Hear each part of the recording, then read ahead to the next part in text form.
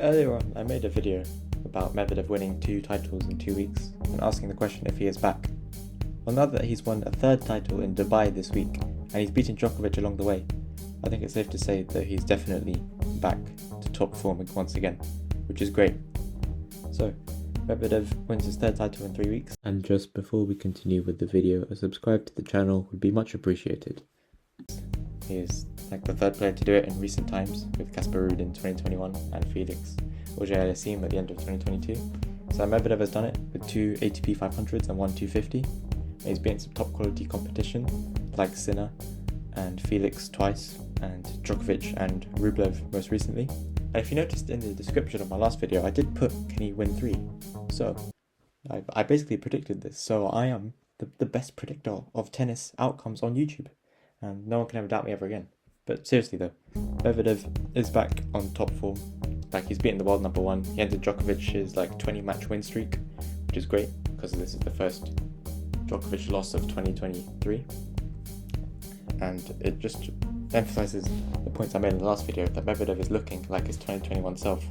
That impenetrable wall who never misses and gets to every ball with his long wingspan and his 6'6" frame, using his legs and arms with great effectiveness, as well as his huge serve, which he has at his height. So he's kind of like a Djokovic if he had a huge serve, because he's also as consistent as Novak, especially in that backhand to backhand pattern, where Medvedev continuously came out on top and made Djokovic hit so many unforced errors in that match, because Djokovic could just not get the ball past Medvedev.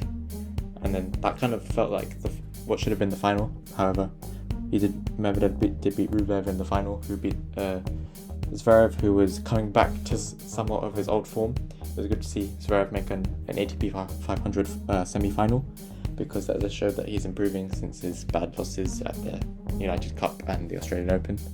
So at least it looks like Zverev can hopefully regain his game back, and hopefully Team can do the same.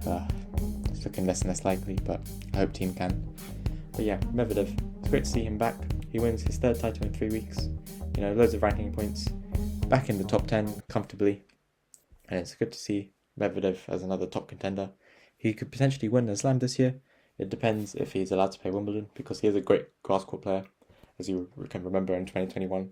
Although Hurkacz did beat Medvedev, Medvedev had a great match against Cilic, who is also a great grass court player. Like, he took Federer to 5 sets that one year. And then even though Cilic lost to Federer in straight sets in that final, in the 2017 final, Medvedev is still a great grass court player, because he did come back from 2 sets to love down as well.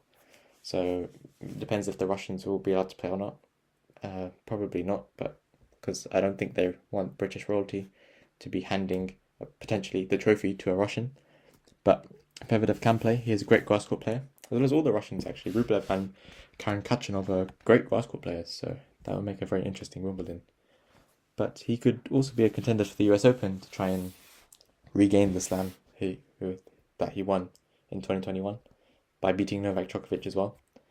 And there was this funny stat I saw that was like, whenever Djokovic is world number 1, Medvedev always beats him. It was like Djokovic is 0-5 against Medvedev when he's world number 1, but when he's anything below world number 2, he has a winning record.